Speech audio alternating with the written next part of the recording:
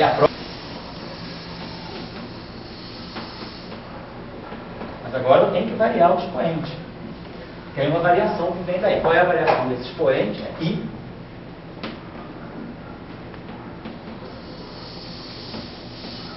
Delta de I.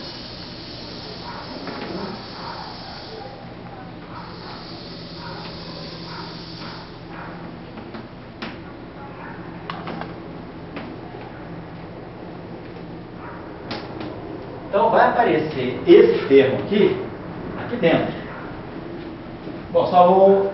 acho que fica complicado para vocês verem que o elemento de linha, que o elemento de integração é invariante. Por quê? Porque filinha, né? Filinha I é Φi mais I, ômega A, GA e J. Eu posso até colocar dessa forma, né? Filinha, a gente pode até colocar assim. Filinha I é RJ, FJ. Quando a gente faz aquele jacobiano lá, quem é o dφi? Quem é a relação entre dφi e dφi? dφi é variação. Opa. dφi linha, dφi em relação a dφ linha. O jacobiano vezes o elemento de volume. A variação, a derivada de φ em relação a φ', isso aqui, na verdade, é o determinante do jacobiano.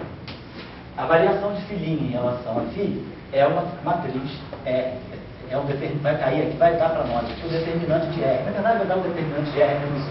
Quando eu derivar φ em relação a φ', vai dar o R menos 1. Claro, se R é uma matriz SON, R menos 1 também pertence a SON. Então, essa matriz tem determinante 1. Então, o elemento de integração é invariante com essa simetria. A questão do elemento de integração é muito importante, porque na discussão de anomalias, né, na discussão de Fujikawa, quando se fala de anomalias em teoria de campo, a anomalia ela vem justamente como uma não invariância do elemento de integração do campo estocástico, do elemento de volume no espaço dos campos. Porque quando eu faço uma transformação de simetria, a nossa visão clássica é que eu só estou variando a ação, ou o Lagrangiano. O Lagrangiano é invariante, a ação é invariante, eu estou com o princípio de simetria na mão. Na teoria quântica, aparece um elemento a mais, que é esse elemento de volume no espaço dos campos.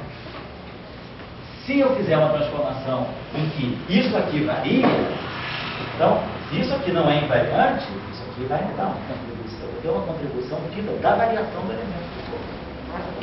Então, eu tenho não só ver a variação da ação, ou do Lagrangiano, mas ver também a variação do elemento de volume. Na descrição de Fujikawa, o método de Fujikawa para estudar as anomalias é justamente, ele percebe que nas teorias de campo, onde tem férmions quirais, o fato de férmions serem quirais, eles trazem uma não invariância desse determinante, do jacobiano. Esse jacobiano é não trivial.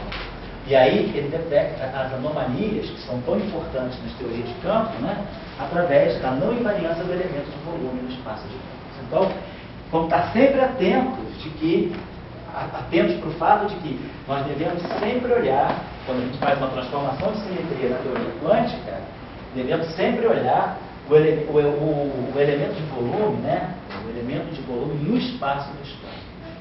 É daqui, se isso aqui não for invariante, a gente pode ter problemas. Às vezes, isso não é invariante, mas pode ser incorporado, na não invariância dele, poder ser incorporada na ação através de uma redefinição de campos. Então, essa é uma anomalia falsa, não é uma anomalia perigosa. Para você, era do grupo do Sorella, não é um trivial cocycle, né? Não é um possível trivial. Mas, às vezes, a anomalia fica. Ela fica aqui, ela não consegue ser reabsorvida na ação e ela mancha a teoria, podendo gerar uma série de problemas, né? Claro que hoje em dia, com a nossa com a evolução da concepção, da compreensão das teorias quânticas de campo, tem uns trabalhos interessantes do Faddeeff, de 84, em que ele mostra também como que a gente pode conviver com as anomalias. Até que ponto as anomalias, que até 84 eram, vamos dizer assim, estigmatizadas, né, bruxas a serem condenadas, elas podem, da mesma forma que a não renormalizabilidade. O Weinberg deixou para a gente um legado, que é: olhe com cuidado com uma teoria não renormalizável, vê se você pode tirar alguma física daí. Não jogue diretamente no lixo. Uma teoria como anomalia, em princípio, hipótese. Agora, existem casos em que a gente pode encaminhar para um resultado, para um happy end, uma teoria que tem anomalia. Mas aí tudo isso é feito com muito cuidado. Tá? Então, anomalia pode ser um problema sério, porque viola a unitariedade, aí a gente tem problema com partículas, com probabilidades negativas de existir, os famosos rostos. Tá? Mas a discussão muito da anomalia vem daqui. Então, isso aqui a gente pode até marcar aqui para vocês, esse jacobiano aqui, quando eu faço uma transformação de campos, né, ele pode ser, vamos dizer assim, a palavra vulgar aí, ninho de anomalia, um verdadeiro ninho de vespa, né, um ninho de anomalia. Pode estar, as anomalias podem estar todas escondidas aqui. Isso custou a ser percebido. Fujikawa percebeu isso no início de dos anos 70, que ele lançou o método de vamos ver as anomalias através, no início dos anos 80. Um trabalho fundamental do Fujikawa, que todo mundo já tem com capacidade de ler aqui, né? Que é método de Fujikawa.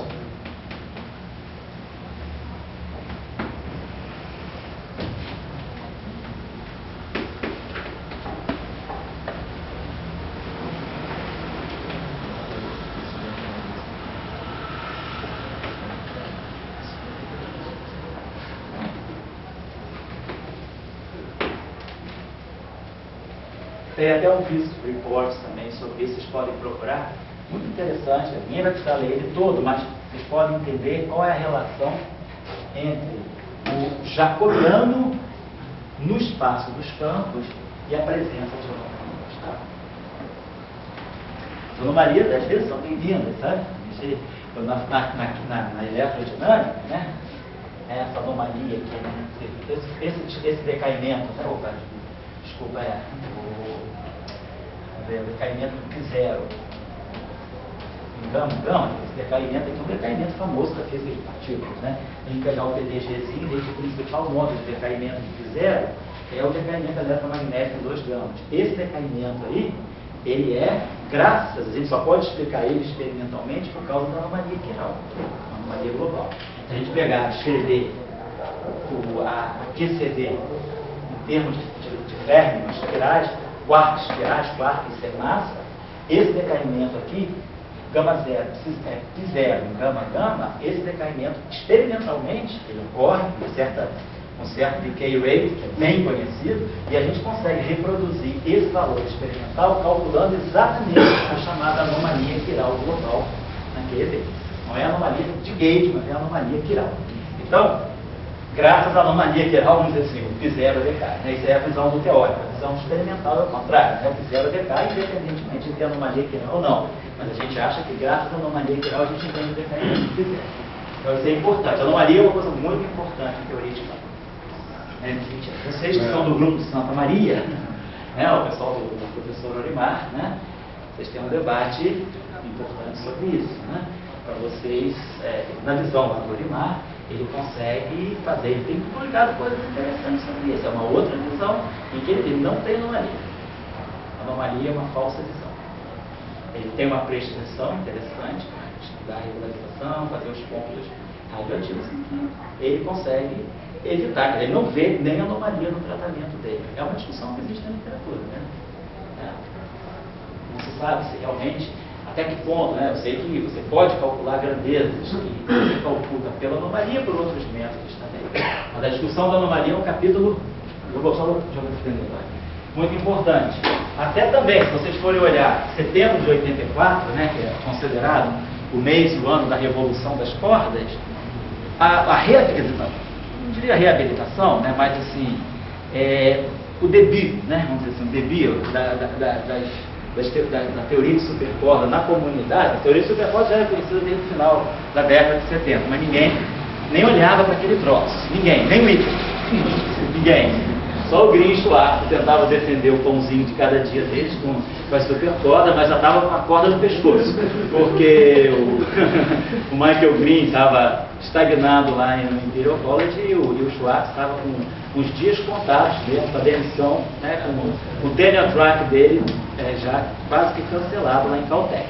Até que, em setembro de 74, 84, um trabalho do Álvares Gomes e do Iter, eles mostram que as teorias de supercordas cancelam todas as anomalias em 10 dimensões. Aí falou, opa, nós temos uma teoria em que as anomalias são naturalmente canceladas, nossa teoria quântica faz sentido, então as supercordas começaram a ser vistas como, ok, o futuro da física de altas energias, física de interações fundamentais.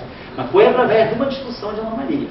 Se vocês forem olhar esse trabalho, né, de 84, que causa, não foi nem o Green e Schwartz que fizeram esse trabalho, foi o Luiz Augusto Gomet e o Item que fizeram esse trabalho e mostraram que todas as anomalias gravitacionais se cancelam nessas teorias de supercordas em 10 dimensões. Então você mostrou que você tinha uma teoria que era livre de anomalia, faz a redução dimensional para 4 dimensões, reobtém a supergravidade, superando Newton, que são teorias interessantes. E aí, bom, essa teoria então parece ser a bola da vez, foi o que se pensou, né, em setembro de 84. Então, é a discussão da anomalia. A anomalia, ela sempre é um capítulo muito importante dentro da teoria quântica de campos. A própria discussão da anomalia suscitou o trabalho de Beck, Boer e Storace, o trabalho deles, né, o Nuclear Physics deles, de 73, na verdade, né, mas a revista perdeu o artigo deles, o artigo só foi publicado em 75, na verdade era para ter sido publicado em 64. Mas esse trabalho também foi idealizado, esse trabalho do BRS, que era um trabalho assim, que se tornou um clássico, como um outro método alternativo até de quantização, que é o que vocês lá na UERJ usam, né, o grupo da UERJ. A escola da UERJ tem a escola da quantização de BRS-T, a BRS-T hoje em dia, também baseado numa discussão de anomalia. Era o método melhor, procedimento mais sistemático para poder se estudar a origem das anomalias nas teorias quânticas de campo. Então, a anomalia é um capítulo à parte. A anomalia é um trabalho, se a gente um dia puder, né, a gente ainda não teve contexto para fazer um curso, mas é um curso de um semestre, só a discussão das anomalias. Então, é o capítulo central, é quase que uma espinha dorsal das teorias quânticas de campos, é o estudo das anomalias, tá? O Ricardo está me escrevendo, você pode falar alguma coisa? Eu ia te lembrar justamente o negócio da string. Isso. A string existe como string das anomalias. Você coloca em 10 dimensões. Não existe nada mais do que string. String não é nenhuma filosofia de Confúcio, nada disso. É porque cancelou a anomalia. Cancela a anomalia. Coisa tecnicista desse ponto. Agora, nem sempre é bom cancelar a anomalia. Não cancelem a anomalia do P0, senão ele não decai. E aí como é que você vai explicar que o P0 não decai? Então, deixa ele decair, deixa a anomalia quiral deixar ele decair, tá bom? Essa coisa de debate que eu fiz entendendo. A anomalia é o fundamento da string. E de repente, hoje já tem mais do que string, Brahms, vai em frente o mundo. E de repente esse mundo não tem nada de Confúcio. Tem de Confúcio, né? É mais confuso do que Confúcio, né? Mas ainda são bons para fazer a pressão, só no sentido de conversa para aula, essa coisa de bolsa de valores de pensamento, criou-se uma bolsa altíssima naquela época, a gente estava lá em Trieste, sobre esse assunto, uma bolsa altíssima. Todo mundo entrou na bolsa. Se vocês forem olhar a literatura da nossa área, 84 teve um grande encontro assim, de física teórica de altas energias, encontro de Bonn, o simpósio de Bonn. Vamos dizer assim, foi em junho de 84. Assim, a estrela do simpósio foi a discussão da anomalia. Estava um período em que a discussão da anomalia era muito importante. Não foi à toa que em setembro do próprio 84, o trabalho do Álvaro Gomes saiu mostrando que as anomalias gravitacionais se cancelavam nas teorias de supercordas em 10 dimensões. Então, se vocês olharem a literatura recorrente da nossa área, entre 82, 83 e 84, vocês vão ver que a discussão da anomalia era muito importante. E essa discussão persistiu fortemente até 87. Então, foram 5 anos em que se debateu enormemente a questão da anomalia. Depois, com a discussão das cordas, a discussão ficou um pouquinho mais atenuada, né? Mas até hoje é importante. Qualquer teoria de campo, a gente tem que ver que tem anomalia. A anomalia tem consequências fenomenológicas importantes. Pega o modelo de Glasgow-Salão-Einberg, a teoria eletrofraca. A teoria eletrofraca é uma teoria quântica consistente, no sentido de que ela é renormalizada. Então, isso foi um ponto muito importante, né? Quando o trabalho, quer dizer, a unificação eletrofraca ficou pronta em 68, através dos trabalhos, né, do Salan, do Glasgow e do Einberg, não se sabia se a teoria era renormalizada. Então, O Toft e Delta mostraram que as teorias de Young-Mills eram renormalizáveis e depois Brezan e Jean-Justin mostraram que as teorias de Gauge com quebra espontânea de simetria, como é o caso do modelo de Salant-Schleiber, são renormalizáveis. Então isso deu. É renormalizável. Ponto 1. A questão que ficou foi a anomalia. Naquela época, ainda não havia a terceira geração de quarks. Não havia nem o quark B, nem o quark T. O quark B de 78, o quark T de 94, 95. Então, o que acontecia é que a teoria de Salant-Schleiber, a teoria eletrofraca, ela só não tem anomalia se houver 3 famílias de quarks. É preciso ter a terceira família para cancelar a anomalia. Se não tiver a terceira anomalia de quarks, a terceira família de quarks, a anomalia quiral, que agora é uma simetria local, ela não se cancela e a teoria não tem consistência física.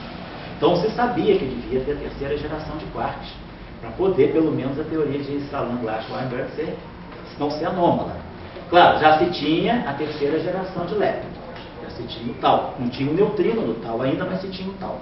Então o modelo já estava assim, como diz assim, de espreita, né? Pronto para detonar, mas faltava a terceira geração. Mas mesmo assim, você sabia que a terceira geração de quark deveria aparecer. De fato apareceu, o B e o T. Então, a discussão da anomalia ela era muito importante até para fazer essa previsão teórica, que deveria aparecer a terceira geração de quarks. E apareceu o quark B em 78, né? E o quark T em 95. Então, a gente vê que a discussão da anomalia, ela introduz um caráter muito forte de predição dentro do modelo padrão. Então, essa discussão é importante.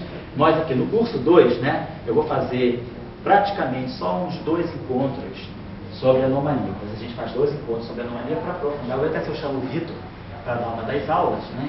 O Vitor sabe isso bem mais do que eu, que aí vocês podem, o Vitor ou o Sorella, o Sorella é mais ocupado, se eu chamar o Vitor, de repente, ou se o Sorella não puder vir, porque é uma discussão importante, eles sabem essas coisas muito bem, para vocês verem certas nuances de uma teoria com anomalia. Quais são os perigos, né, que a gente está com a anomalia e quais são também as benesses, né, a discussão da anomalia traz para a nossa fenomenologia. Tá? Você queria falar o quê? Uma perguntinha, né? Você falou da superquadras, da importância com esse artigo, que mostrou que em 10 dimensões, né? Isso. Elas são exemplos de anomalia. E o que levou às 11 dimensões e depois às 26? Não, justamente isso desbancou as 11 dimensões. A história é 26, 11 e 10. Não, é o contrário não. A dimensão foi decrescendo. 26 eram as teorias de corda bosônicas. As teorias de cordas normais, sem supersimetria, sem super. As teorias de corda normais, né, as cordas chamadas Nambu-Goto ou veneziano, essas cordas elas são teorias consistentes em 26 dimensões. Mas são teorias assim, completamente assim, meio fantasmagóricas, porque o estado fundamental é um táquion. Quer dizer, é uma teoria Frankenstein, vamos dizer assim. Eu não estou ofendendo ninguém dizendo isso, porque ela foi a semente, né? A partir desse Frankenstein, a gente construiu, né, um príncipe encantado, muito bonito, que é o modelo padrão, né? Mas as teorias aí começaram com 26 dimensões. Com a discussão da supergravidade, nos anos 80, se viu que a origem, provavelmente a origem do modelo padrão, a origem das simetrias do modelo padrão, e a origem da simetria de grande unificação, SU5, depois SU3, SU2, seria uma teoria de supergravidade em 11 dimensões. Então, as 11 dimensões, elas foram a bola da vez entre praticamente 78, 79 e 84. Em 84, se obtendo, né, as teorias de supercordas, cancelando as anomalias gravitacionais em 10 dimensões, então se fixou que 10 dimensões eram as dimensões melhores para gerar o modelo padrão. Então, em 10 dimensões, tem uma teoria de supercorda, cancela as anomalias completamente e consigo gerar também a supergravidade n igual a 8 e o super Young-Mills n igual a 4 em 4 dimensões. Então, a gente foi indo de 26, apurando para 11 e caindo para 10 dimensões. Certo? Essa que foi a história das dimensões, mas sempre com a discussão das anomalias também. Então, só fazendo esse longo parênteses aí, a discussão da anomalia está aqui. Nesse caso, o determinante é trivial, é 1, não tem nenhum problema. E é muito interessante porque a discussão matemática daqui Desse jacobiano sai um novo campo da física matemática, que são os chamados teoremas de Nys. Então tem toda uma discussão que a Thiard, que é um grande matemático, que também um matemático que aplicou muitas coisas à física, né? A Thiard, ele conseguiu mostrar que, na verdade, a origem desse determinante, que não é trivial, e das anomalias que estão aí dentro, ele conseguiu tirar todo um raciocínio topológico, uma origem topológica para as anomalias. Então, as anomalias, elas são coisas muito mais estruturais de uma teoria. Elas não são só fruto de uma geometria, elas são fruto de uma coisa muito mais trivial, uma coisa muito mais fundamental, que é a topologia. Então, o trabalho do Thiard, ele descobriu, ele propõe um método, né, que é a origem topológica das anomalias. Fala aí. Isso tem a ver com o teorema de Atiyah-Singer. Isso, o teorema de Atiyah-Singer. Esse teorema de Atiyah-Singer, ele é o teorema que foca exatamente nesse ponto. Ele vai no determinante do jacobiano, no método de Fujisawa, e ele entende da onde é que vem as anomalias. E ele consegue mostrar que a origem das anomalias está nos módulos zero de um certo operador, que é o operador de Dirac. Então, é muito interessante essa discussão. A discussão detonou um novo campo na física matemática, a discussão das anomalias. Tá? Bom, voltando aqui ao nosso caso, o que nós vamos fazer então? Nós vamos fizemos uma variação do campo. Então, se a gente viu, isso aqui é invariante, isso aqui é invariante, a variação da ação, tá? Então, a variação, vamos colocar assim, a variação do Z, devido à variação de simetria, transformação de simetria em cima do φ, isso aqui tem que ser zero. Por quê? Porque Z não depende de φ. Então, qualquer que seja, qualquer coisa que aconteça do lado direito, esse cara aqui não vai saber que houve uma transformação em φ. Então, isso aqui é garantido para nós. Por quê? Porque Z só depende de J. Mas, por outro lado, isso aqui é isso aqui, ó. dφ, vamos colocar aqui esquematicamente, exponencial de IS mais Jφ, e aí esse termo que sobrou para nós aqui. I saiu e vai embora, e aqui ficou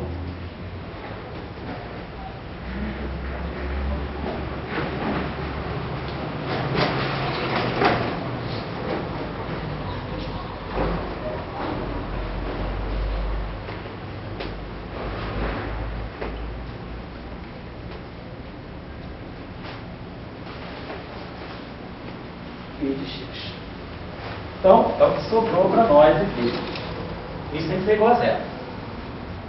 A gente variou o integrando e viu que o integrando não é invariante. Esse pedaço é justamente o acoplamento, a ação, você vê que a ação clássica, ela é invariante. Mas o acoplamento do campo com a fonte justamente ela faz isso, ela revela o quanto o campo se transforma. A ação não deixa. Né? A ação, ela é invariante, então ela camufla a variação do campo, mas a fonte se acopla diretamente ao campo.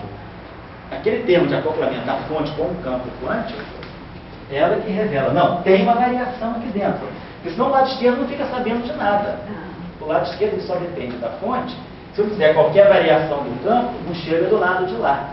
Ao passo que aqui não, esse termo de acoplamento ele mostra, tem uma variação aqui dentro. Claro, que como isso aqui é uma integral em φ, né? Isso aqui não depende de J, então a variação de J, desculpa, Z só depende de J, então claro que isso aqui, a variação disso aqui, dz, dφ, tem que ser zero. Mas isso aqui, a gente detecta que tem uma variação dentro do integral. E a gente pode pensar isso aqui da seguinte maneira. O que é esse termo aqui? Parâmetro aqui, é global, né? Não depende disso, por teoria de Gödel, a gente vai ter que fazer uma reflexão sobre isso aqui. Mas esses parâmetros aqui são globais, esses geradores aqui são geradores constantes, são matrizes numéricas também. A dependência em X está toda aqui. E o que nós temos aqui, basicamente, isso aqui tem que ser igual a zero.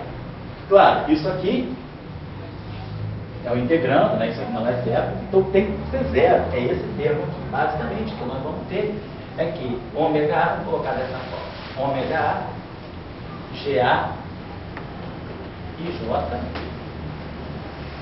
JI do X,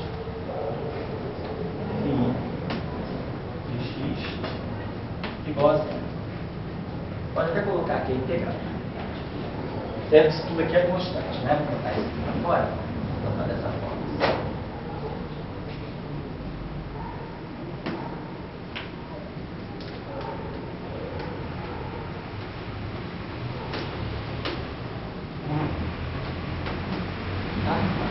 Então isso aí é igual a zero. Nós sabemos o seguinte, esse termo, e pode até pensar que esse termo aqui, φ, né? Se nós derivarmos z em relação a ji, a gente vai ter exatamente isso. Quando a gente deriva z em relação a ji, a gente está ganhando i integral em d4x, né? A gente deriva z em relação a ji de y, né? A gente deriva isso aqui, ó. Derivada de z em relação, acho que aqui x a variável muda, a variável de integração. Tudo isso aqui está integrado em x, né? Então, se eu variar z em relação a j, minha j e jj de y, a variação vai produzir um i, claro. Vai produzir, quando a gente derivar em relação a j, a gente vai produzir aquilo integrando,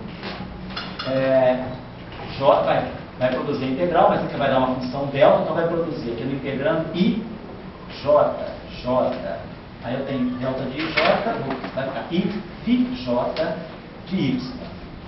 Certo? Se eu derivar isso aqui, derivada da exponencial é a própria exponencial vezes a derivada desse expoente, que vai ser i. Aí quando eu derivar isso aqui em relação a jj de y, vai produzir um delta de j e um delta de Dirac, a derivada de j de x em relação a j de y.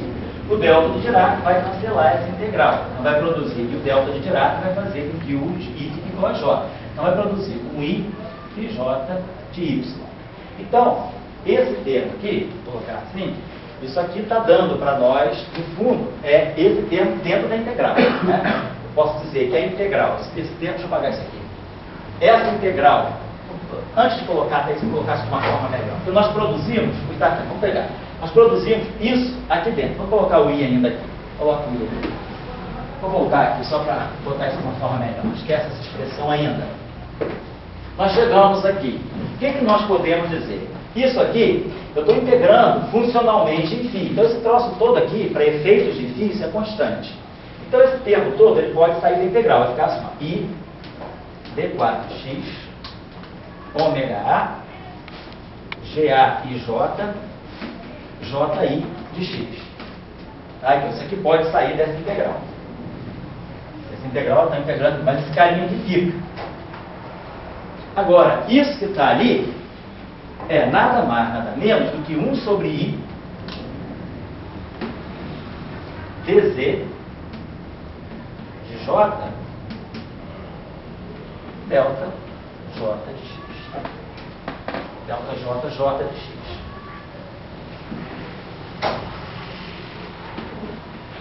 Certo? Nós temos visto o seguinte, que a derivada de z em relação a JJ de y é o φJ de y. Lá eu tenho φi de x. Eu produzi, eu derivei, desculpa. Né? Eu estou usando aqui, na verdade, aqui todo o tempo estou errando, aqui é φJ. φJ.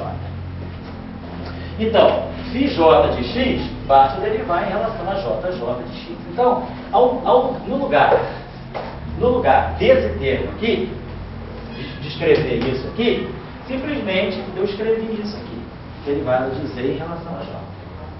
Então, isso aqui é que vai ser igual a zero para nós. Então, é o truquezinho que a gente faz. Eu converto campo em derivada em relação a j. Mas a relação que a gente tem é que 1 sobre i dzj é o campo.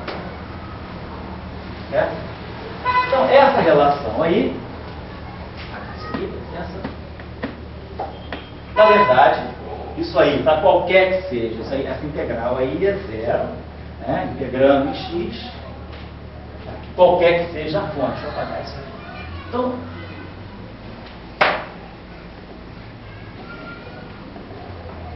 na verdade, tem que ser zero essa combinação. Tiro i, então ômega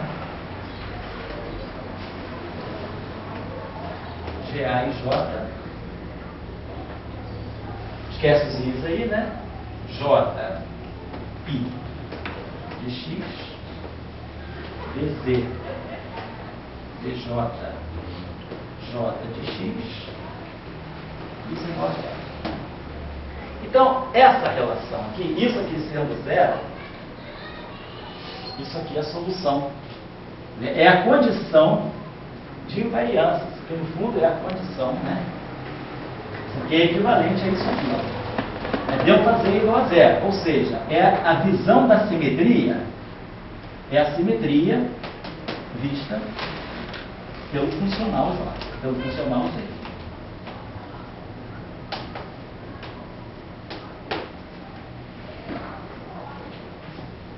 Mariana, você fez prova de estatística hoje, não, né? Não, foi ontem. Ah, tá, ainda está nocauteado de ontem, né? Quem fez prova aqui do CPPF? Hoje teve gente que teve. Você fez prova. Estava fácil, não estava, cara? Estava cansativa, né? Era mais maratona, né? Mas dava para escolher. Não, que eu escolhi ontem era verdadeiro, mas estava fácil. Né? Estava assim, cansadão, né? Não quer ir embora, não? Não. Tá, cara, pelo amor de Deus, né? Tá bom. Então tá. Simetria vista pelo funcional Z. Então, é isso aqui que nós chamamos de uma identidade de ordem. Vamos ver por quê. Agora você vai ter desdobramentos. Isso aqui é a chamada identidade de ordem.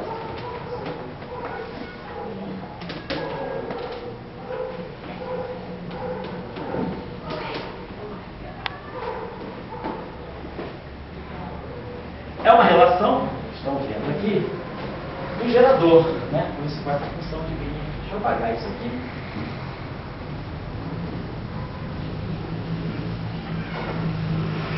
Então, a informação da simetria deve estar aí dentro.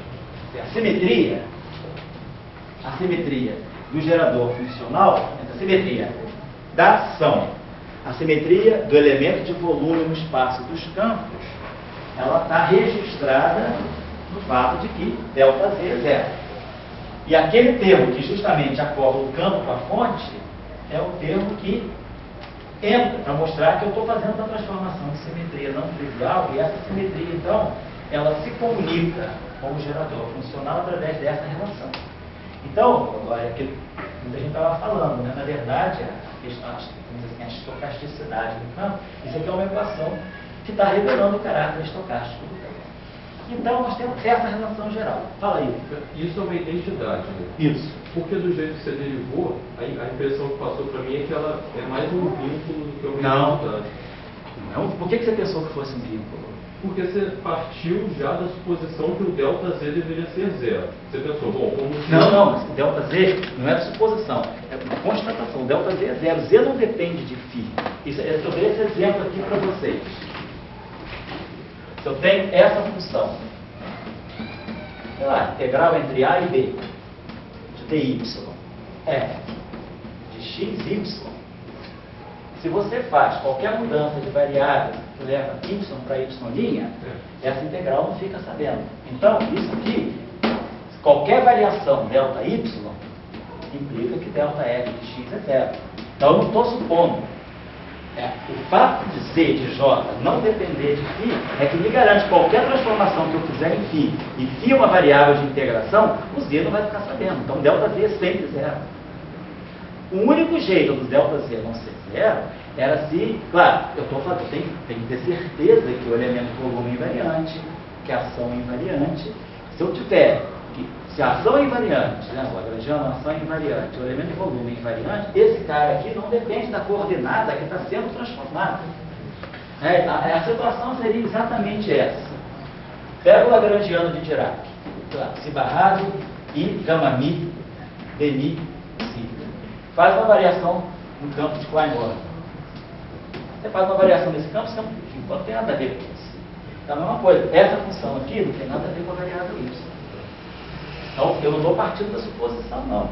Eu estou usando o fato de que eu tenho uma grandeza, que é o Z, que é invariante por transformações de φ que levam em filinha, se o elemento de volume for invariante, a ação for invariante. Então, a suposição mesmo é sobre jacobiano. Também não é suposição, nós calculamos. Não, digo, no caso em que... Isso. Se houver, por exemplo, aí sim, Se a variação do elemento do ΔΦ for diferente de zero, aí sim. Mas a gente calculou o jacobiano e viu que ele dá 1. Por quê? Porque o grupo é ortogonal, o determinante da matriz R é 1. Então, não tem como ter variação do jacobiano também. Certo? Legal? Então, está claro que não é vínculo. Tá? É uma consequência. Fala aí, cara. Não, depois dessa pergunta que ele fez, eu estou pensando aqui, o fato de ΔZ ser zero é uma consequência, quer dizer, isso define simetria? Isso define a simetria na teoria quântica. Mas pelo que você acabou de dizer, o Z não depende naturalmente da sua própria definição de φ. Isso, não depende de φ.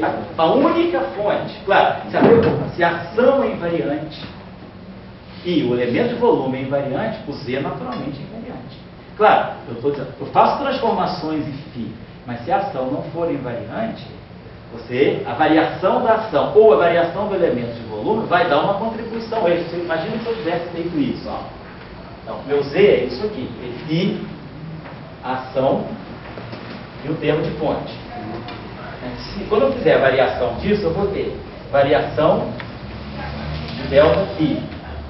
Isso aqui, mais JΦ, mais variação disso aqui. Né? Então, se isso aqui tiver uma variação não nula, então, além desse termo aqui, eu vou gerar um termo. Então, eu vou ter uma variação para o Z que é induzida pelo elemento de volume. Agora, se o delta de Φ é zero e o delta da ação é zero, eu não tenho por que ter variação. Quer dizer, esse termo aqui varia, mas eu estou integrando sobre uma variável muda, que não está do lado de lá. Então, ΔZ é automaticamente zero. A fonte de ΔZ, a principal fonte... claro, se a ação não é invariante... Não é nem simetria clássica. Não tem nem simetria clássica. Se a ação não é invariante, não tem nem simetria clássica. Agora, se o elemento de volume, esse sim é um elemento da teoria quântica. Na teoria clássica, nós não temos o funcional gerador. Nós temos só a ação e o lagrangiano. Aí sim, a fonte de variação do Z poderia estar dentro do Φ. Certo? Do elemento volume. É ali que pode estar a fonte da variação. Se aquilo é invariante, então automaticamente, se eu tenho simetria clássica e eu não tenho, eu tenho meu elemento de volume. Agora, vamos ver que tem uma outra condição. Claro que se a gente estiver falando de uma teoria com quebra espontânea de simetria, a gente sabe que a ação é invariante, a equação de campo também, o ground state da teoria não é invariante, então a quebra espontânea da simetria, ela agrega um outro elemento da teoria quântica, que é o vácuo. Então, vamos ver agora uma condição que se tem a simetria, automaticamente o valor esperado no vácuo dos campos é zero. Vai ser a primeira consequência dessa equação, nós vamos discutir agora. Você queria falar o quê? Não, uma pergunta.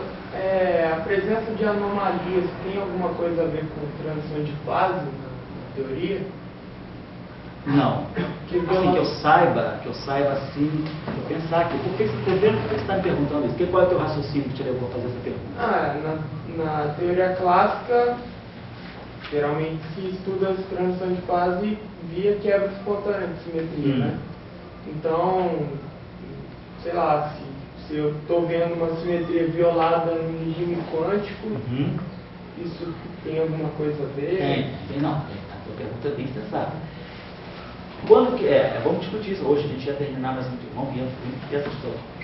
Quais são os elementos que estão em jogo quando eu defino uma teoria, uma simetria na teoria quântica?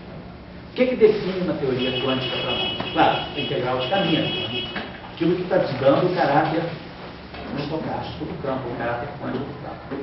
Mas um outro objeto importante, o que são os campos quânticos? Os campos quânticos são flutuações em relação a uma situação de estabilidade. Eu tenho que pegar uma configuração de campos estável e todos esses campos que são estáveis, essa configuração estável, eu vou estudar flutuações. Essa configuração estável pode ser de mínima energia, ou não precisa necessariamente ser de mínima energia, pode ser uma configuração estável devido a alguma lei de conservação. Eu falei com vocês, no caso das cargas topológicas, no caso dos ínsticos. Nós temos soluções, nós temos configurações de campo que são estáveis, não porque elas têm um mínimo de energia, mas porque elas têm alguma lei de conservação, elas carregam alguma grandeza conservada que não pode ser violada, portanto elas não podem decair para não violar aquela lei de conservação. E aí a gente tem uma outra maneira de estudar a flutuação em relação a uma outra configuração estática. Mas, o mecanismo da quebra espontânea de simetria é justamente isso. O mecanismo da quebra espontânea de simetria é o problema com a configuração de mínima energia do sistema. Então, quando eu vou trazer uma teoria, uma simetria para a teoria quântica, mesmo que eu não tenha anomalia, eu posso vir a ter uma quebra de simetria se o meu estado fundamental não for invariante sobre aquela simetria. Nós estamos acostumados. Na teoria clássica, o que a gente faz? A gente pega a ação invariante, lagrangiana invariante. Aí eu vou estudar a configuração de mínima energia. Se a configuração de mínima energia também for invariante, eu tenho simetria. Se a configuração de mínima energia não for invariante, na teoria quântica eu vou ter que estudar oscilações com relação a uma configuração não trivial, que é aquele mínimo. Isso é o que vai gerar quebra espontânea de simetria. Então, nesse caso, o que eu estou fazendo, os dois ingredientes que estão em jogo no nosso estudo aqui são o elemento, a ação invariante e o elemento de integração, a medida, vamos dizer assim, a medida no espaço de campos sem invariante. Nós, em nenhum momento aqui, chamamos atenção para a questão do ground state. É a discussão que vai aparecer agora. A primeira consequência que vai aparecer agora, vamos ter uma primeira informação sobre a configuração, né, de campo, a função de grid de um ponto, na verdade, que deixa essa que está ligada à simetria, ser preservada ou não. Então, é importante, além, né, da falta de anomalias, a quebra por anomalia é uma situação, agora a quebra espontânea é uma outra situação. A quebra espontânea é uma quebra mais delicada, ela não tem anomalia. É uma quebra menos perigosa. O modelo padrão, ele se baseia, se fundamenta numa quebra espontânea de simetria, porque a quebra espontânea de simetria, ela tem menos consequência, né, do ponto de vista da consistência quântica da teoria.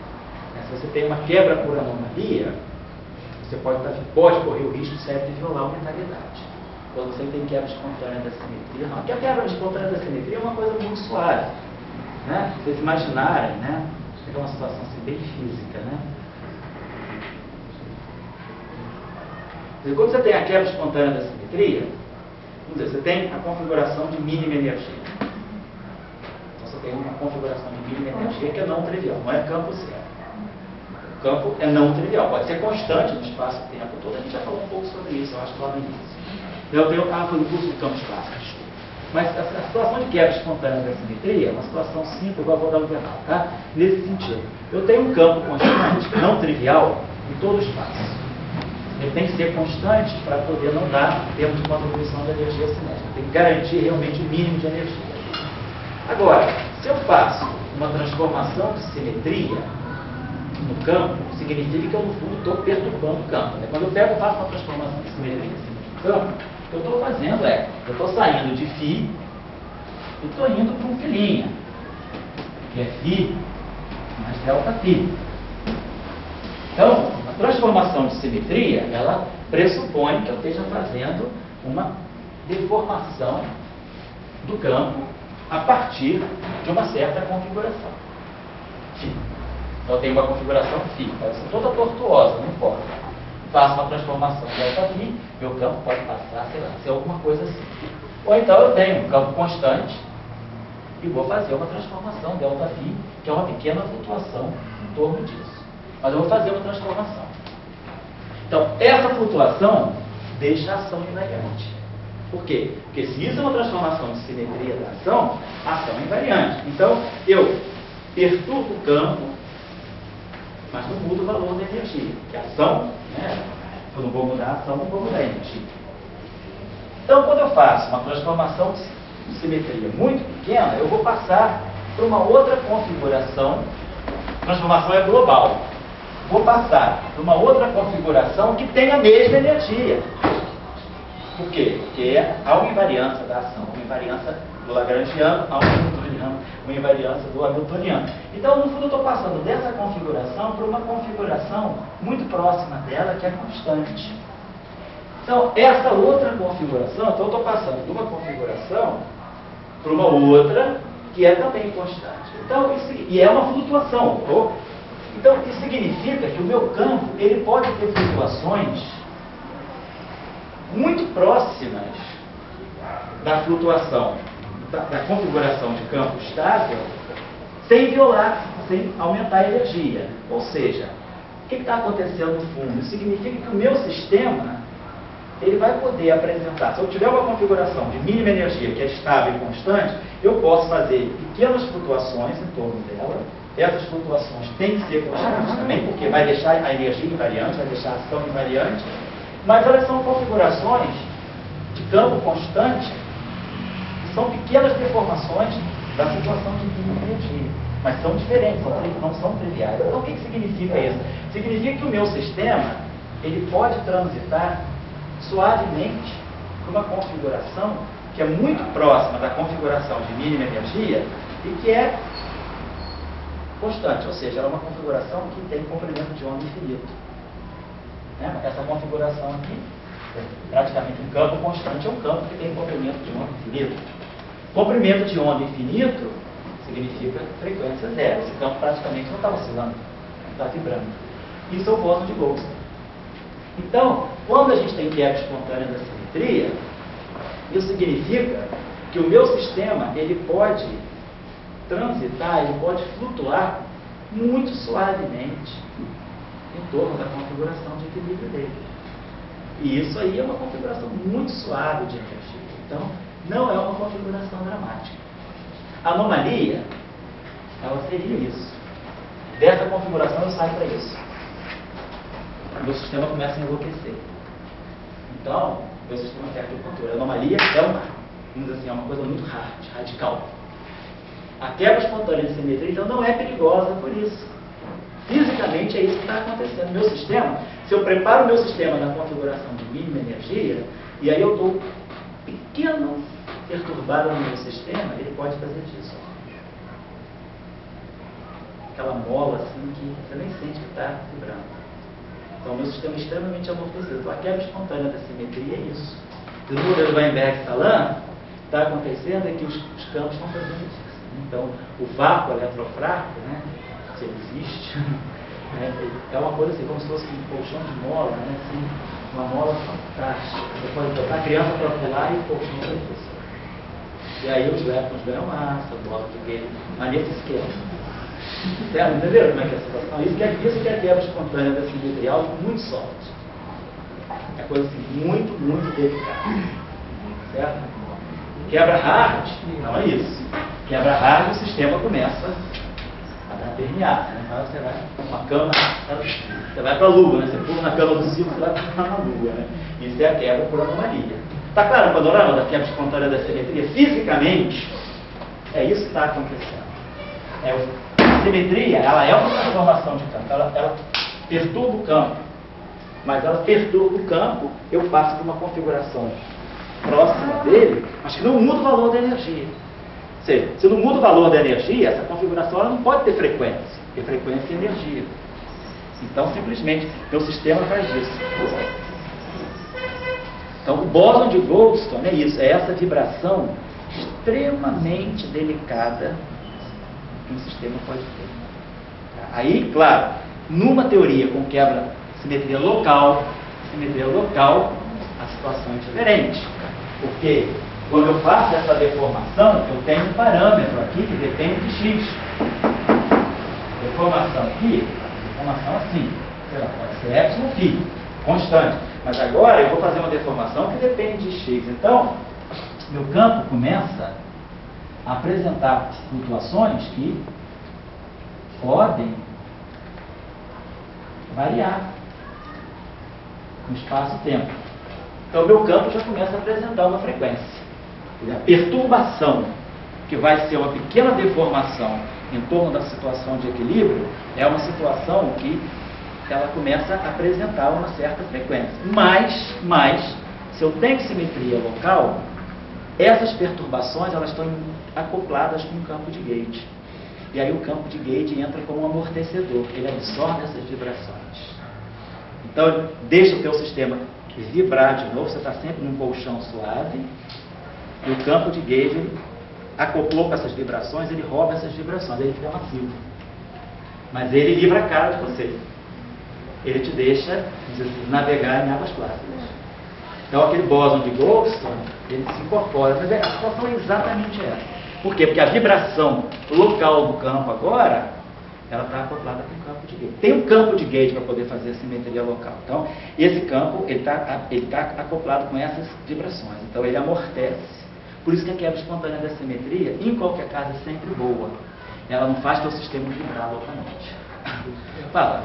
As transições de fase são classificadas por ordem. Isso, Primeira ordem, ordem, segunda pela ordem. diferenciabilidade do Isso. sistema. Quando você analisa as transições de fase de segunda ordem, você praticamente compara com o modelo de Higgs. Isso, isso. Praticamente a mesma coisa, a transição Isso. de fase de segunda ordem com quebra espontânea. Exatamente.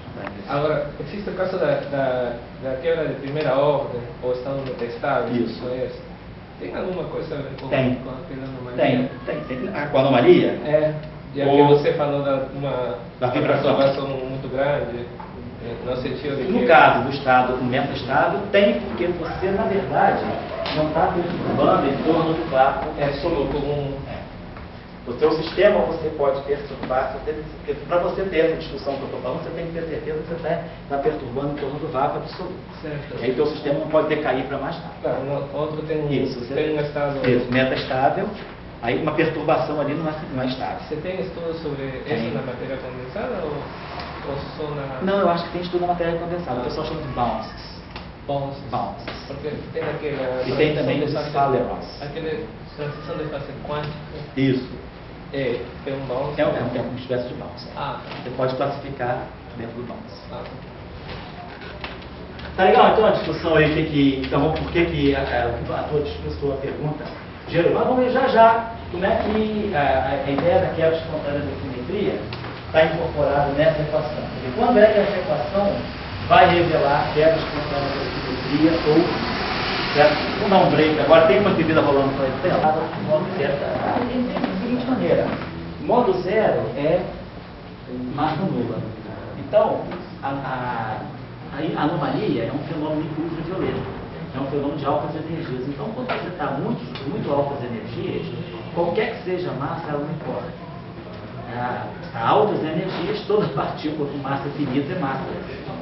Então, se você está querendo olhar o setor de altas energias de uma teoria, você tem que olhar o setor de massa nula. Na verdade, o setor de massa nula é aquele setor que sobrevive no limite de altas energias. Então, você, quer dizer, as partículas massivas ou não, elas, no regime de altas energias, elas se comportam todas como sendo sem massa. Então, como a anomalia é um fenômeno de altas energias, eu pensaria que o teorema de Atiyah-Singer, ele diz que a origem das anomalias são os modos zero do operador de Dirac em presença do campo de Gauge. Então, eu aceitei, é um fenômeno de altas energias, eu vou justamente me concentrar só no setor de massa zero.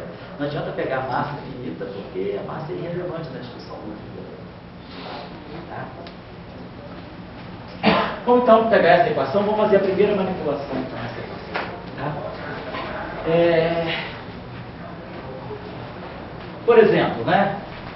Isso aqui são os parâmetros do grupo de Gauge, são os parâmetros do grupo. Nada me impede de pegar essa equação aqui, esses parâmetros não são constantes, né? Mas são arbitrários. Eu posso pegar qualquer valor do parâmetro. Tem um grupo. Pode encostar a porta para mim, por favor? Então, obrigado, Jacqueline. Então, quando a gente pega um grupo, né, mesmo que seja constante, quer dizer, na versão global, não na versão local, esse parâmetro passa por um range de valores. Né? Então, dado um conjunto de valores constantes para aquele parâmetro, essa equação vale. No fundo, não sei, dizendo funcionalmente, é como se eu pudesse derivar essa equação em relação ao ômega B. Então, eu posso, no fundo, escrever essa equação para cada gerador. A gente pode escrever isso aqui. Essa equação, é verdade, está pressupondo uma soma em A. Mas essa equação também, se aquela equação com a soma em A implica nessa equação para cada A. GA e J, JI de X, DZ, DJ de X, e nós vamos colocar dessa forma. Então, vou pagar isso aqui, dizer que essa equação implica nessa equação aqui. Tá? A discussão, o argumento que eu estou dizendo é que esses ômegas são parâmetros do grupo, são parâmetros constantes, mas são arbitrários. Dado o grupo SON, por exemplo, eu tenho n-1 sobre 2 parâmetros que podem tomar valores entre 0 e 2π. Então, para qualquer valor, essa equação é válida. Então, essa equação, na verdade, ela é válida para cada gerador do grupo. Então, a identidade O pode ser colocada dessa forma. O que a gente pode fazer aí agora? A gente pode pegar essa equação e derivar funcionalmente em relação a um J kappa de Y. O que a gente faz para a derivada funcional? Então, isso vai dar GA e J. Aí, quando eu derivar isso aqui em relação ao J kappa, eu vou produzir aqui delta de I kappa. Vai ficar delta de kappa J. Aqui nós vamos ter delta 4. Tá, depois a gente bota o delta aqui. Delta Z, delta J de X e o delta de X menos Y. Estou derivando isso aqui em relação a isso. Então fica X menos Y. Mais o outro termo que vai ser GA e JI X. E aí vai ter a segunda derivada.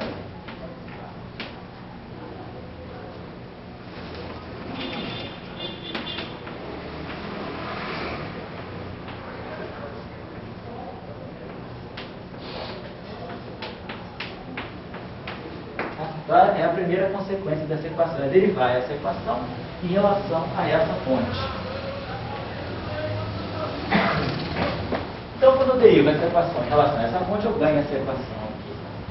Eu posso tomar tudo isso no final dos cálculos, depois de tirar todas as derivadas, eu posso tomar todos os J iguais a zero. Ao final dos cálculos, né? Eu posso pegar isso aqui, a J igual a zero, e posso pegar isso aqui, a J igual a zero. Como a gente fez, né? Pegando as derivadas de Z em relação a J, tomando J igual a zero, né? A gente ganhava as funções de Green. Então, esse termo aqui, quando eu fizer as correntes externas iguais a zero, esse termo morre, porque sobrou um J aqui. Então, esse termo aqui vai a zero, quando eu zero as correntes. Mas, esse termo aqui sobrevive. Então, esse termo aqui é igual a zero. Então, se eu pegar apenas a primeira derivada dessa equação, né, a gente tira aqui, GA e J. Quem é DZ, DJ?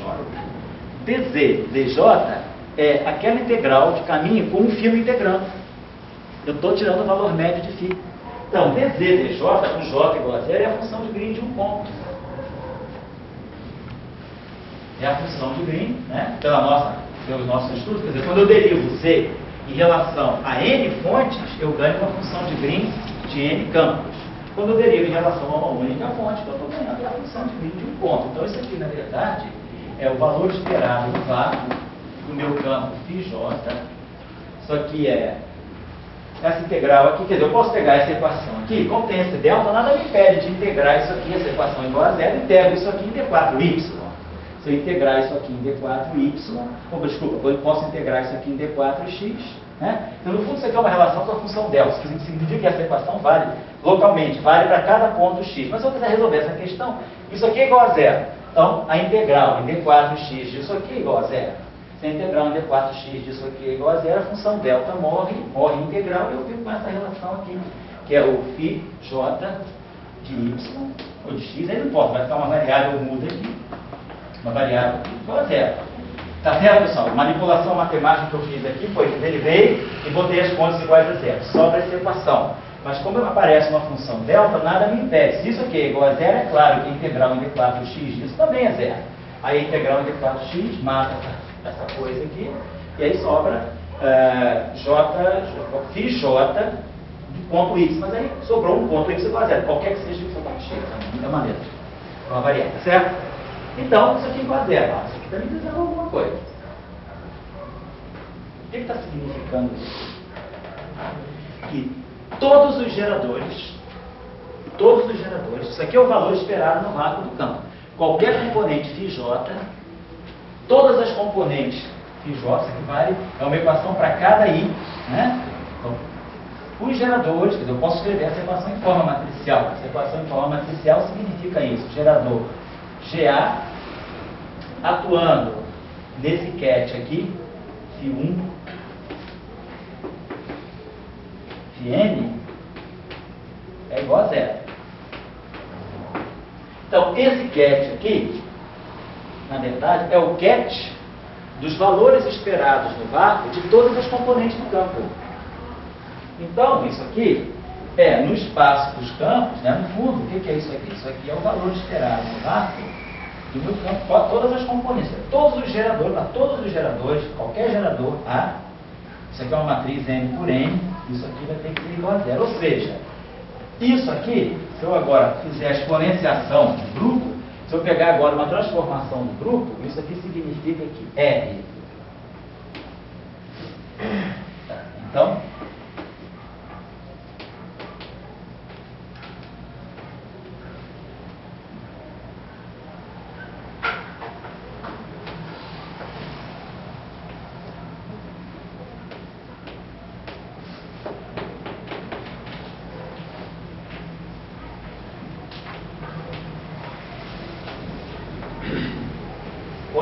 como cada gerador atuando nisso dá zero, a exponencial vai dar 1.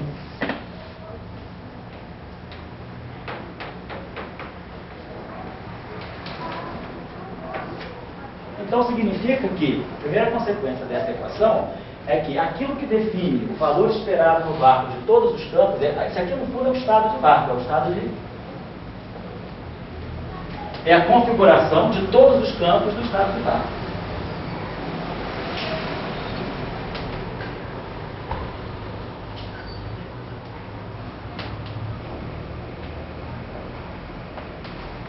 Estado de, vamos dizer, de vácuo, mínima energia, né? Então isso aqui é invariante. Então isso significa, essa primeira equação, ela está me dizendo o seguinte: se esse gerador, as hipóteses que nós fizemos aqui, as hipóteses que nós fizemos são que a ação é invariante e o elemento de volume, o elemento de a medida do espaço dos campos é invariante. Então, se isso acontecer, né? E, claro, em nenhum momento, né, nós aqui, vamos ver, tem um ponto só que a gente tem que ressaltar aí, que é... a nossa votação aqui. Oi? Essa segunda equação aqui. Essa segunda equação é isso. Se cada gerador atuando nesse estado aqui da zero, eu vou pegar esse objeto, que é a exponencial disso aqui, vou pegar cada objeto desse, contrair, fazer a exponencial. Quer dizer, como essa matriz aqui, essa exponencial, ela é 1 mais i, eu vou ter sempre os geradores, na expansão inteira disso aqui, eu vou ter sempre os geradores atuando nisso, vai dar sempre zero. Então, o único termo da exponencial que vai sobrar vai ser a identidade. Todos os demais que vai dar 1 mais i ômega g, mais i ômega g sobre blá blá blá blá, e assim vai. Então, toda vez que um gerador bater nesse ket, vai dar zero. Então, o único termo que vai sobreviver dessa expansão é a identidade, que vai dar tudo zero, porque o gerador mata, né? O gerador cancela. Todos os geradores cancelam esse objeto. Então, o único termo que vai sobrar é a identidade. Então, esse aqui vai dar isso. Esse também é invariante. Então, isso está mostrando o seguinte, que, nesse caso, nós estamos tendo que as funções de Green, as funções de Green de um ponto, que estão dando os valores esperados do vácuo de todas as componentes do campo, isso é um invariante. Já é um invariante. É a primeira consequência. Agora, o que está em jogo aí? Em nenhum momento nós falamos qual é a ação, né, da simetria do vácuo. Nós estamos supondo, então, intrinsecamente,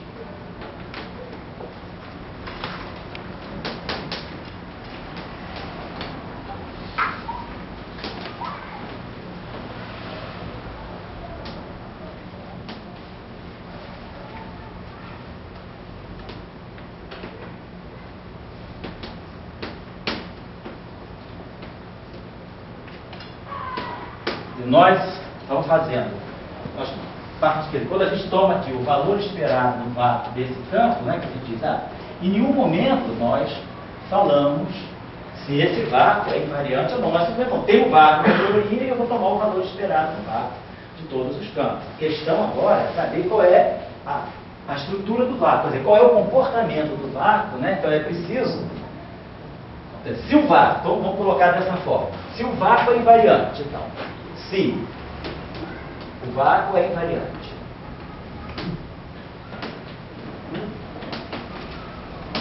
e delta Z e delta S igual a zero, junto com delta dφ igual a zero, então a gente tem que a simetria garante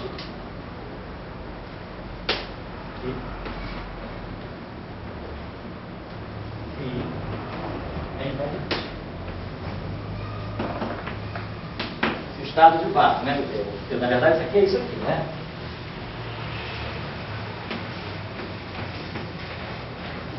Então, se o estado de vácuo é invariante, então os valores esperados do vácuo de todos os campos são invariantes. Isso é justamente, se isso aqui não é invariante, se algum desses objetos aqui é diferente de zero, imagine que a ação é invariante, o elemento de volume é invariante.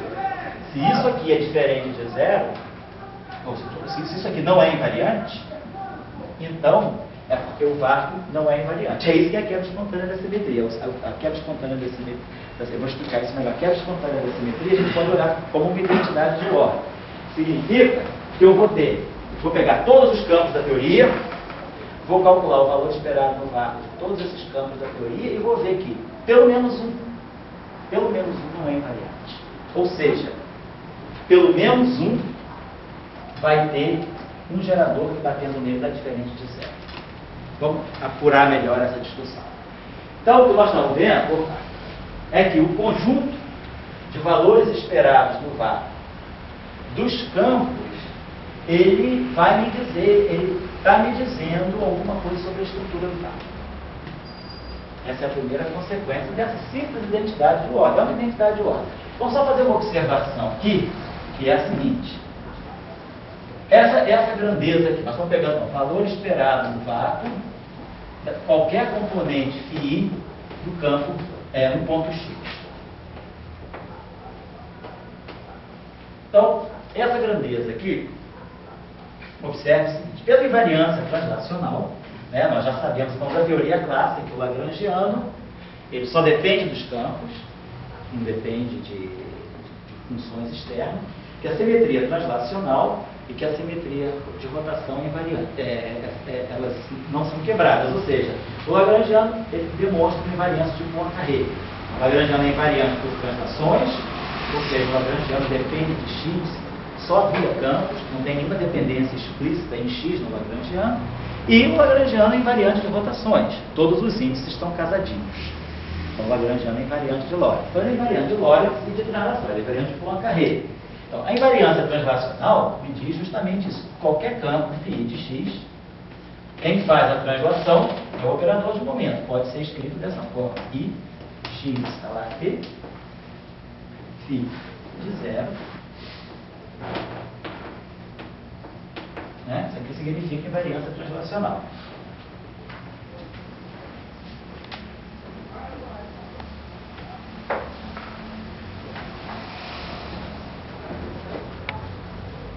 Certo? Invariância translacional,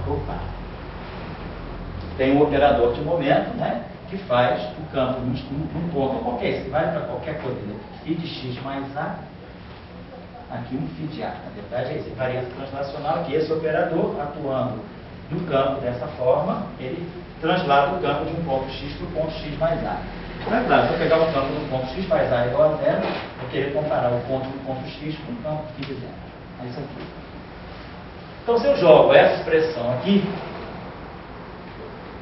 e aí eu sei, o operador de momento é hermitiano, e eu sei que o vácuo é invariante translacionalmente. A gente espera que o vácuo não tenha nem momento, nem energia, nem momento angular, nem espinho. Espera um vácuo trivial. Então, um dos pressupostos do vácuo perturbativo é que o vácuo seja invariante. O operador de momento atuando no vácuo dá zero. Ou seja, a exponencial é a IXP atuando no estado de vácuo, dá o próprio vácuo. Ou seja, o vácuo é invariante por translações. Então, se isso acontece, então a invariância translacional do Lagrangiano e a invariância translacional do estado de vácuo significa que se eu colocar esse operador aqui, né, o P, isso aqui vai deixar invariante e isso aqui também vai ficar invariante, né? Então, significa que eu posso, quer dizer, então significa isso aqui, que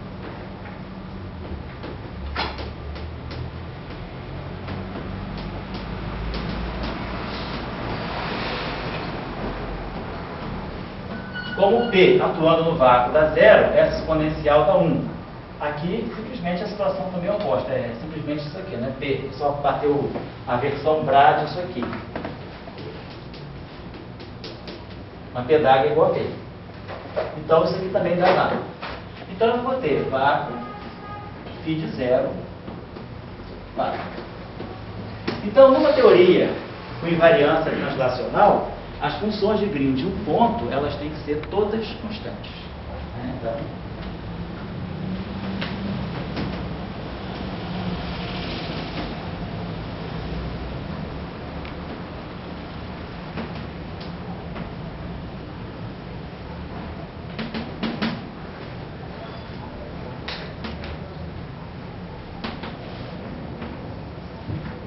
constantes no espaço-tempo. Então, esse objeto aqui, na verdade, é independente de x.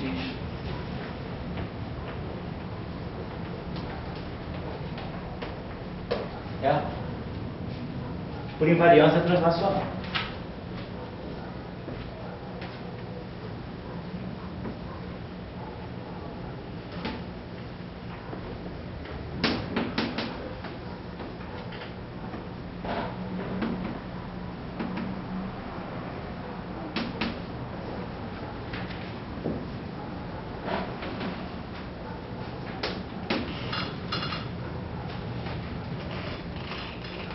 Então, sempre qualquer teoria, quer dizer, que seja invariante translacional, se a gente pegar o valor esperado no vácuo de qualquer campo que seja, está sempre constante.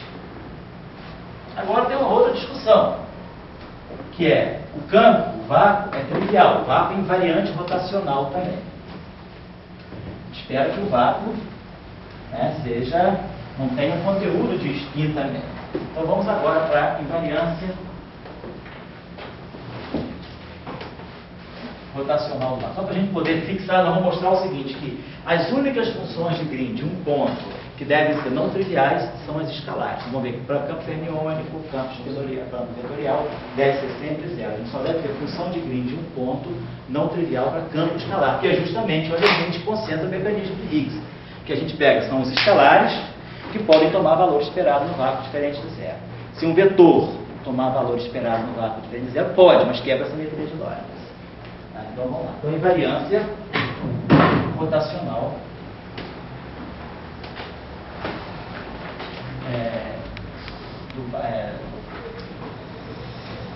da teoria. Então nós sabemos que os campos, né, eles têm um padrão de comportamento sobre as transformações de Lorentz. Vou falar do campo escalar, vou pegar um campo φ. Um campo φ que pertence a uma representação genérica IJ do grupo de Lorentz. Vou pegar um campo qualquer do grupo de Lorentz. Pode ser um campo vetorial, um campo fermiônico, não importa. A gente sabe que a transformação de Lorentz atuando em cima de um campo transforma sempre dessa forma exponencial, um meio, né, nosso cursinho lá, ômega capa lambda, sigma capa lambda, atuando em φ.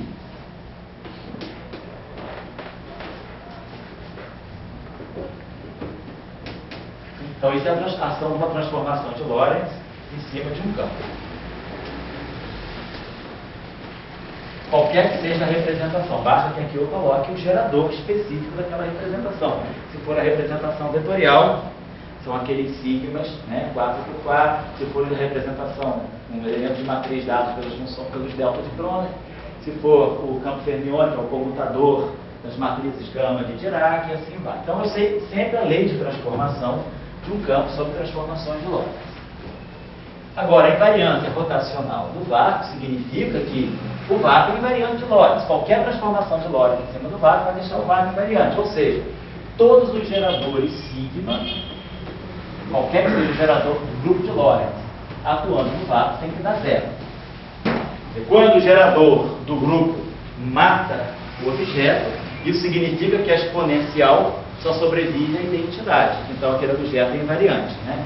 Invariância no grupo significa que o objeto é aniquilado pelos elementos da álgebra, que são os geradores, né? Por quê? Porque o grupo é exponencial da álgebra. Então, se todos os geradores aniquilam um objeto, se esse objeto aqui é um alto valor, alto vetor, um alto valor trivial de todos os geradores do grupo, obviamente, essa exponencial, quando bater em cima daquilo, vai dar 1. Quer dizer, a transformação de Lorentz, lambda. Vou chamar isso aqui de lambda. Então, isso aqui é a transformação de Lorentz.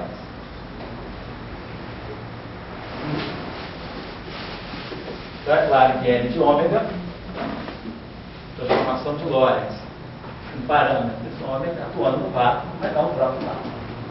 Isso é invariância rotacional do vácuo.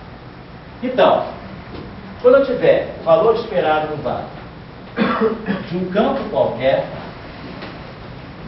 φ de x,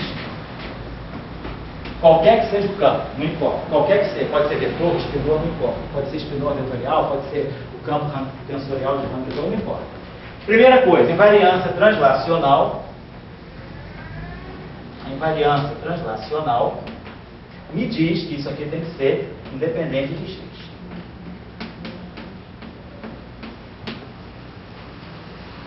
Agora, a invariância rotacional.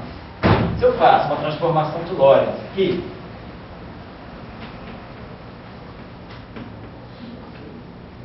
então, esse cara, o vácuo é invariante. Transformações de Lorentz. Então, esse cara aqui vai em vácuo, filinha de zero, vácuo. O vácuo é invariante. Mas, filinha de zero, nós sabemos. Isso aqui é vácuo exponencial de... Bota L. L φ. Opa, desculpa. No espaço dos campos, né? Vamos colocar esse dessa maneira. Então, isso aqui é... Filinha é L φ de zero. L é menos 1.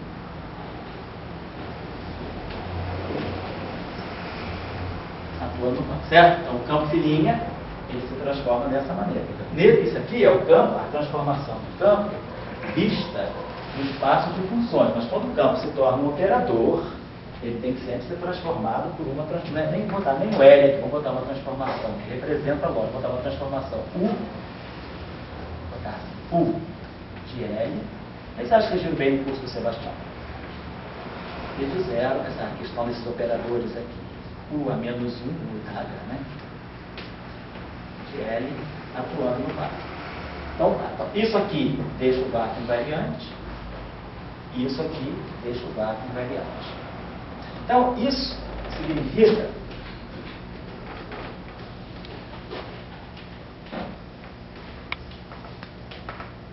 isso implica necessariamente, né? A gente está querendo ver, que o valor esperado do vácuo, esse campo aqui, vamos colocar assim. Todos os geradores, se eu pegar qualquer gerador do grupo de Lorentz, sigma mini, sigma kappa lambda, atuando no valor esperado, né? Nisso aqui, φ de zero é igual a zero. Ou seja, o valor esperado no vácuo de todas as componentes tensoriais daquele campo, se esse campo for um tensor, todos os geradores batendo em cima disso aqui, vão dar zero. Então, como esses geradores aqui, a gente pode ver que esses geradores são todos os objetos são independentes, o que decorre daqui é que o valor esperado lá de todos os φ aqui vai ser igual a zero, a não ser que, se eu estou na representação escalar, para os escalares, os geradores do grupo de Lorentz são zero. Qual é a representação dos geradores do grupo de Lorentz para os escalares? Todos os geradores são zero. Então, se eu estou falando de campos, deixa eu apagar isso aqui. Se os campos são escalares,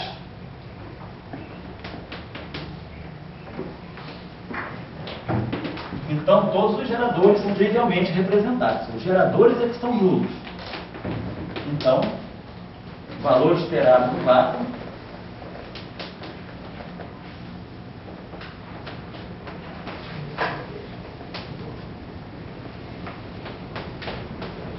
agora, se φ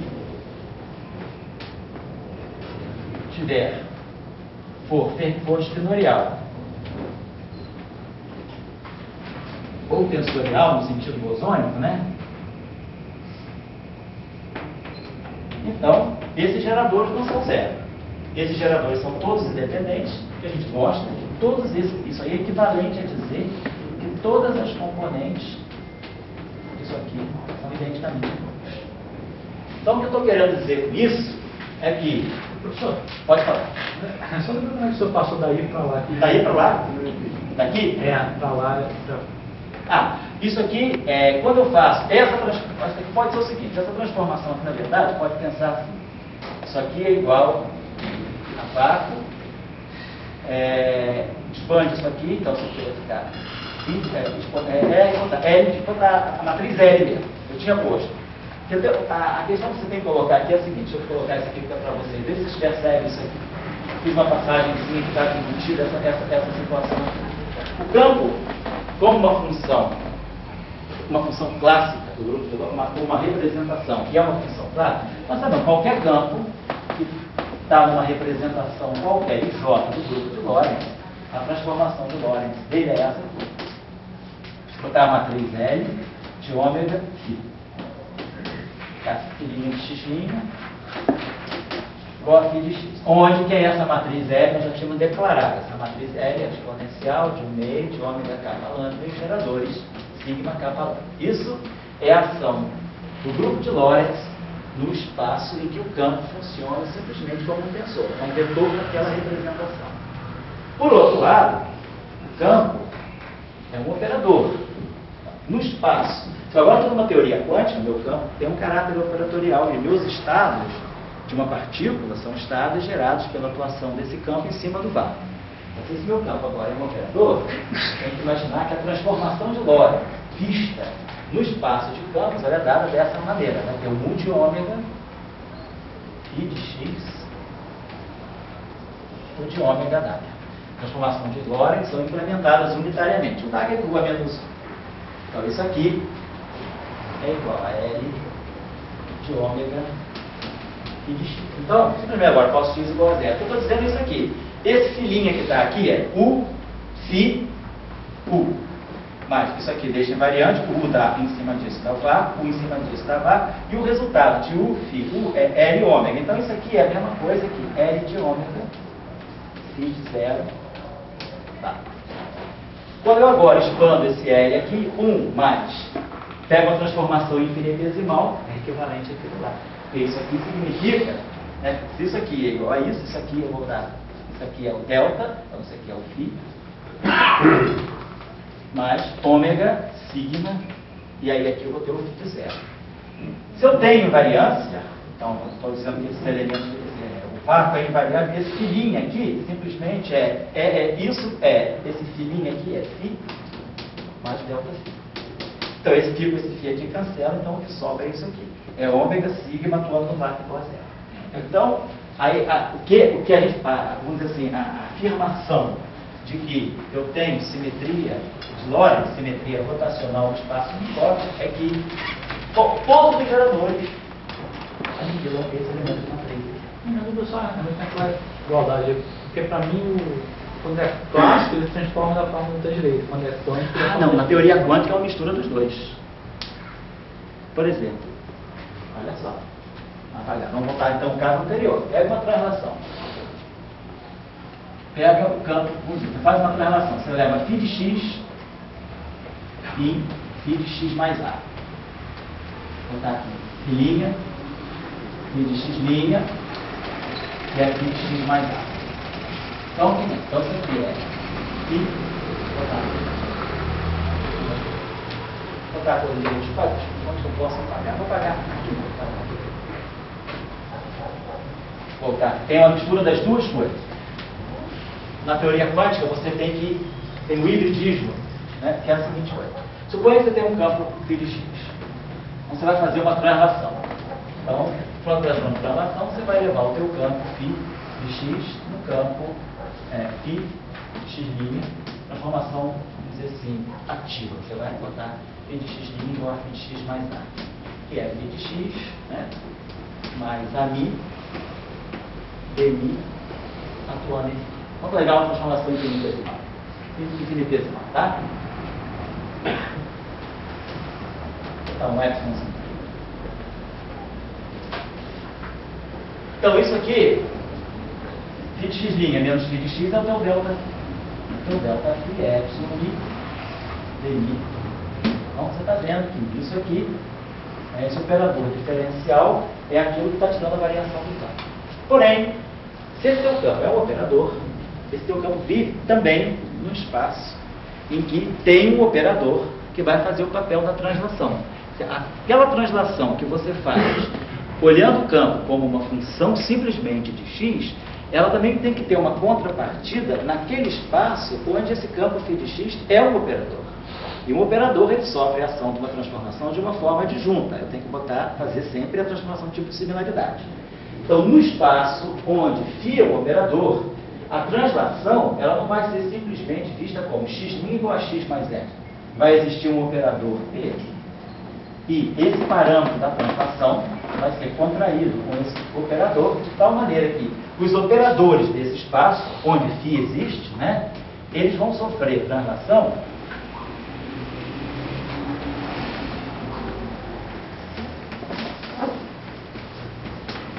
Isso é a mesma translação, só que agora escrita no espaço onde os campos são operadores, e não meras funções de x. Porque o campo tem um caráter misto, ele tem φ de x, então, aquele x que ele vê como uma função, é o argumento dele. Mas o campo, o caráter dele é operatorial. O φ, atuando no estado, ele vai dar uma partida. Então, o campo, ele tem, vamos dizer assim, ele tem vida dupla, né? Ele existe como uma função de x, mas ao mesmo tempo ele tem um caráter operatorial no espaço de estados. Nesse espaço aqui, que é onde eu tenho, que seria o espaço de Hilbert da teoria quântica, a translação é representada por esse operador. Então, esse operador, atuando em φ, dessa forma aqui, vai fazer a transformação de translação no campo, vai dar isso aqui. Então, essa relação aqui está dando para você, se você expande essa relação do lado esquerdo, você vai ter I, epsilon mi, comutador de Pmi com φ. Do lado direito, se você expande, você vai ter a mesma coisa. Pelo lado esquerdo, quando você expandir o primeiro termo, dá a identidade. Então fica φ de x mais isso aqui, igual do lado direito, a φ de x mais epsilon mi, dmi. Então, isso aqui vale para qualquer epsilon mi, jogo i para o outro lado, então você tira essa relação aqui.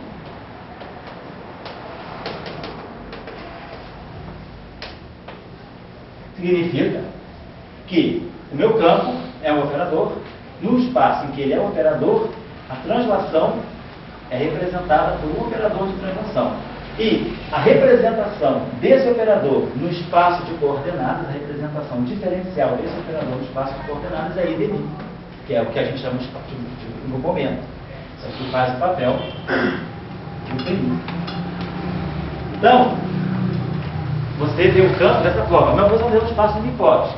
O espaço Minkowski, você vai pegar os geradores do grupo de Lorentz como operadores, vamos chamar de N capa lambda, atuando em φ, vai dar do lado direito I sigma capa lambda φ. Quer dizer, aquelas matrizes numéricas que são os geradores do grupo de Lorentz, quando a gente estuda o grupo de Lorentz no espaço de Minkowski, Essas matrizes, elas são a representação em espaço de unipores desses geradores aqui. São os operadores de campo no espaço, onde o campo é um operador que atua sobre os vetores de estado. Essa que é a história que está em jogo. Está claro para você agora? Cara, fala aí. Quando você deu o curso do código assim, mês passado, você não estava ainda abordando, né? Não. Esse caráter do operatorial. É porque o campo não tinha campo quântico, Só que tinha medição de onda. mesmo assim você fazia aquela associação entre as matrizes de SO2 Isso. e as rotações. Isso. Né? Mas, quer dizer, essa analogia é só formal? Não, porque- aí é outra coisa. É outra É outra coisa. Aqui quando eu faço, quando a gente fez o seguinte, quando a gente faz o isomorfismo entre SO3, isomorfismo local entre SO3 e SO2, né, a gente está fazendo o seguinte, a gente pega as três coordenadas x1, x2 e x3 do espaço euclidiano. E aí a gente contrai essas três coordenadas com as matrizes de Pauli. E aí eu crio aqui uma matriz que depende do vetor posição. Né? Aquela matriz x3, x1 menos x2, x1 mais x2 menos x3. Então, essa matriz, eu estou colocando o vetor posição numa notação matricial. Agora, eu posso fazer uma rotação direta no espaço tridimensional. Então, esse R aqui é uma matriz 3x3. Isso aqui é uma matriz 2x2. O que a gente está fazendo agora, deixa eu apagar isso aqui, é dizer que quando eu faço uma transformação de rotação no espaço tridimensional, isso equivale no mundo bidimensional a essa matriz passar para essa matriz aqui. Tudo linha. Aí eu vou dizer, essa mesma rotação que fez esse serviço aqui no espaço, nesse espaço aqui, esse objeto, isso aqui é um vetor. Então, um vetor recebe a ação de uma matriz. Uma matriz, quando é transformada, ela não pode receber a ação de uma matriz só pelo lado esquerdo. Ela tem que receber a ação de uma matriz pelo lado esquerdo e uma matriz pelo lado direito. Álgebra linear. Toda transformação em cima de uma matriz é uma transformação que tem a forma de uma transformação de similaridade. Toda transformação em cima de um vetor é uma matriz em forma de vetor. Então, a mesma matriz que atua nesse vetor, né, nesse espaço aqui, ela vai ser vista, quer dizer, o M de x' vai ser uma matriz, sei lá, S, M de x, S é menos 1. Essa transformação aqui é essa transformação aqui, só que vista no espaço 2x2. É só uma questão de É só uma questão de representação. representação. O que está em jogo É parecido. não é, exatamente, porque a matriz para mim aqui é o operador aqui. Que a matriz ela tem um caráter operatorial. Então, por isso que você sempre atua numa matriz colocando uma transformação do lado direito, esquerdo e uma do lado direito. Mas você não pode pensar, então, aí, por exemplo, também você está lidando com a representação do campo em dois espaços diferentes? Claro. Tipo, ali você É isso. representava como Isso. vetor e como... Mas é exatamente isso que eu estou falando. E aí? Caiu a ficha. É isso que eu estou falando.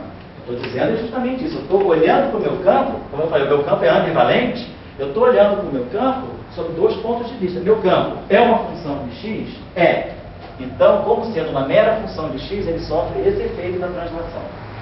Mas meu campo também é um operador.